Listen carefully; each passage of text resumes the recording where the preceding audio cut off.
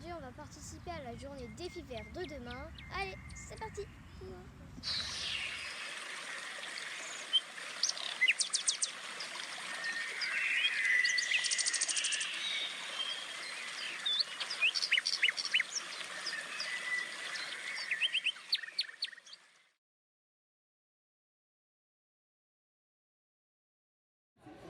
Pouvez-vous m'expliquer en quelques mots le concept de votre boutique ou de votre association?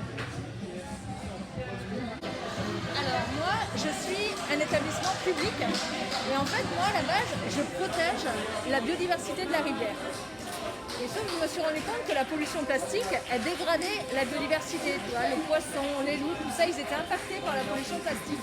Et du coup, j'ai décidé d'étudier la pollution plastique de ma rivière pour comprendre d'où elle venait. Et pour ensuite essayer de dire aux gens d'arrêter de jeter leurs déchets et de changer leur comportement. Le petit poisson qui a mangé un bout de plastique, il va être mangé par un plus gros poisson. Et le plus gros poisson, il va manger 3 petits poissons. Donc il va se retrouver avec 3 bouts de plastique dans l'estomac. Et j'ai remarqué aussi que les tortues mangeaient beaucoup les sacs plastiques parce qu'ils confondaient ça avec des méduses. Exactement. Et donc nous, en fait, la seule solution, c'est de déjà ne pas jeter ces déchets plastiques. Mais je pense que toi, tu dois être assez responsable pour ne pas jeter tes déchets. Et aussi ramasser quand on se promène et qu'on voit des gros déchets, les ramasser avant qu'ils deviennent des microplastiques et avant qu'on n'arrive plus à les ramasser et que ce soit trop tard. En fait, elle est tout petit bout. Regarde ça. On n'a pas l'impression que c'est un déchet, mais en fait, ça, c'est une petite perle de plastique. Ah oui, c'est les petites perles. En quoi vos actions vont-elles aider notre planète?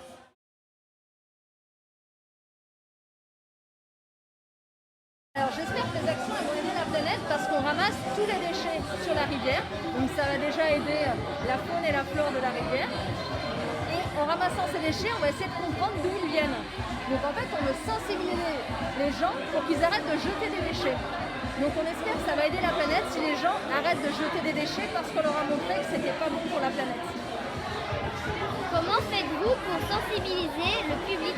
La meilleure façon de sensibiliser le public aux déchets, c'est de les amener ramasser des déchets avec nous. On a des zones sur les Lormes où il y a beaucoup de déchets et quand on amène le grand public en ramassage, là, d'un coup, ils se rendent compte. Mais sur les Lormes aussi, il y a des déchets et du coup, ils se rendent compte que c'est vraiment très important d'agir. Donc, on fait des ramassages et après, on sensibilise les scolaires, on les amène aussi au ramassage pour que tout le monde comprenne qu'il y a de la pollution plastique sur les Lormes.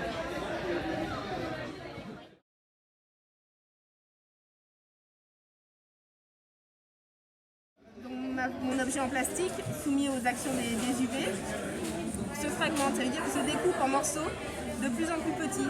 Et mon plastique, il ne disparaît pas.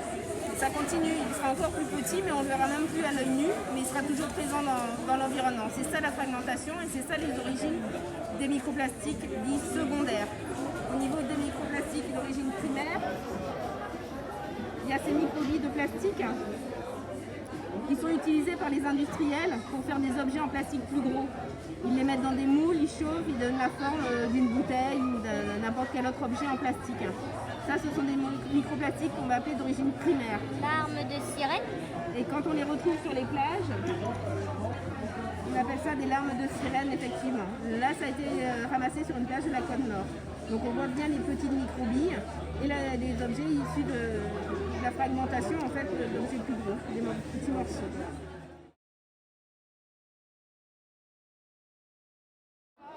Dans la pluie, donc la pluie elle va ruisseler sur les sols, sur mon bassin, et entraîner avec elle la pollution qui s'y trouve. Et là, ce sont les microplastiques. Donc ils vont suivre le cours de la rivière, des fois ils vont rester sur les berges, et des fois ils vont partir plus rapidement. Et au final, ils vont quand même arriver jusqu'à la mer. Et autant mon poisson, il ne va pas nécessairement manger mon emballage plastique, qui est assez gros, que quand il est tout petit, comme des microplastiques, et mon poisson il va pouvoir l'ingérer, il va pouvoir le manger. Et quand il va manger mon microplastique, il va manger aussi les additifs qui sont rajoutés par les industriels pour faire un plastique plus ou moins rigide, par exemple. Et aussi les polluants qui se sont accrochés quand dans la rivière il peut y avoir des polluants, ils vont s'accrocher sur les microplastiques et mon poisson ou mon organisme marin ingérera en plus.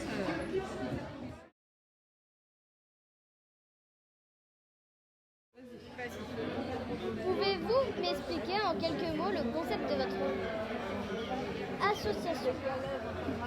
Alors l'idée dans l'association, c'est de faire découvrir le zéro déchet ou la réduction des déchets à un maximum de personnes.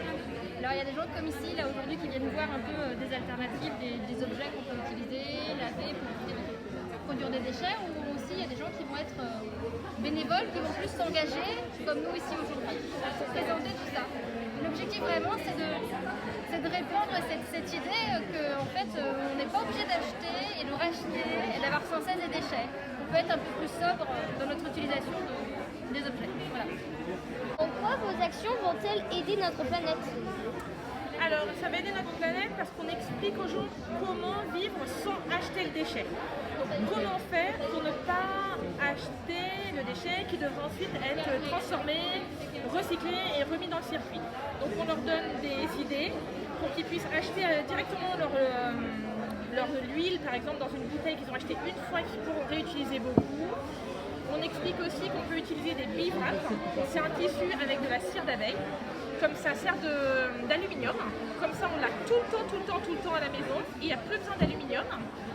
On explique aussi comment emballer un livre sans emballage, sans papier cadeau. Le papier cadeau que tu vas acheter, que tu vas payer assez cher pour du papier et qui va aller ensuite à la poubelle, et bien ça, c'est un morceau de tissu et qui permet d'être réutilisé à l'infini. Donc, soit toi tu l'offres et tu demandes à la copine de le récupérer, ou la copine le redonne à une autre copine. Et le tissu est toujours utilisé pour faire des emballages cadeaux. Il n'y a pas longtemps, moi je vais faire un tissu comme ça, et la maman m'a dit très bien, je vais faire une trousse avec. Donc il a été réutilisé. Et c'est ça notre objectif. Comment faites-vous pour sensibiliser le public? Ça peut être leur présenter des alternatives, par exemple des objets du quotidien. On me dire, ah j'ai une brosse à dents, oui mais on n'a pas forcément cette brosse à dents on peut garder le manche. Ou on organise aussi parfois des ateliers, par exemple fabriquer son déodorant, ou pourquoi pas fabriquer son vibrable, ou apprendre à faire du furoshiki. Je pense qu'en manipulant on apprend aussi à se débrouiller tout seul après, à être indépendant. Voilà.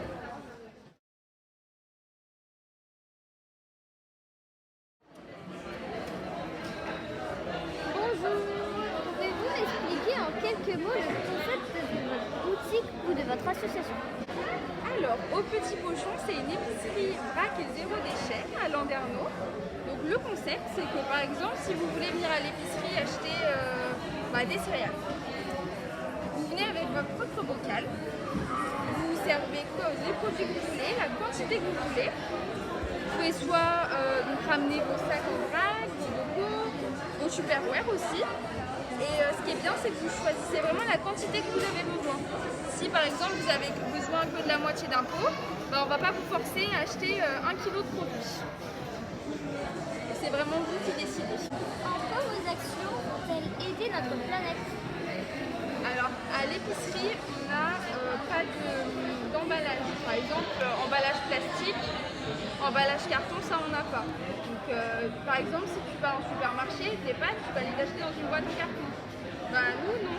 Donc déjà ça diminue les déchets qu'on peut produire. Donc déjà ça c'est un grand pas pour l'environnement. Et aussi on se fournit principalement localement.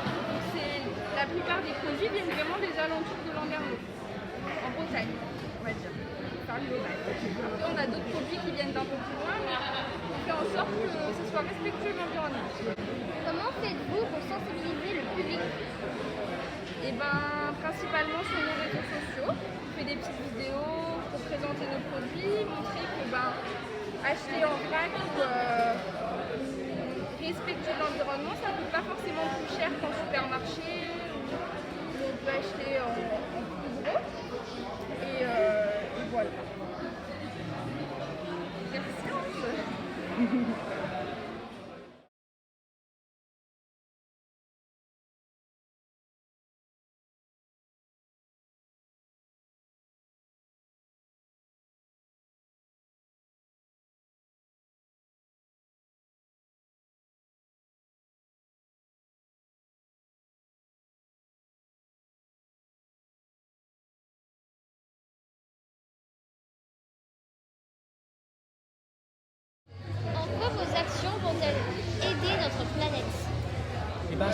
planète, les monnaies locales, il y en a 80 en France, tu vois, dans différents endroits de France. Ça aide parce que ça relocalise l'économie. Ça permet aux magasins de se poser des questions sur qui sont ses fournisseurs. Tu sais, un des grands problèmes, c'est qu'on va acheter beaucoup de choses à l'autre bout de la planète pour les vendre dans nos magasins. Les grandes surfaces font beaucoup ça. Alors, il y a beaucoup de magasins de centre-ville qui réfléchissent à ça et qui essayent de faire venir leurs produits qu'elles vont vendre après de producteurs locaux. Donc les monnaies locales, elles les favorisent ça. Et puis en plus, les monnaies locales, elles enlèvent un petit peu de la puissance des banques parce que les banques, notre argent, elles l'utilisent parfois pour des projets un peu mystérieux à l'autre bout du monde, qui sont beaucoup dans les énergies fossiles, tu vois, dans les pétroles, le gaz et tout ça. Et on ne veut pas favoriser ça, parce qu'elles ont parfois un discours oh, on est bon sur l'environnement, et puis en fait, elles continuent à financer des projets qui sont pas terribles.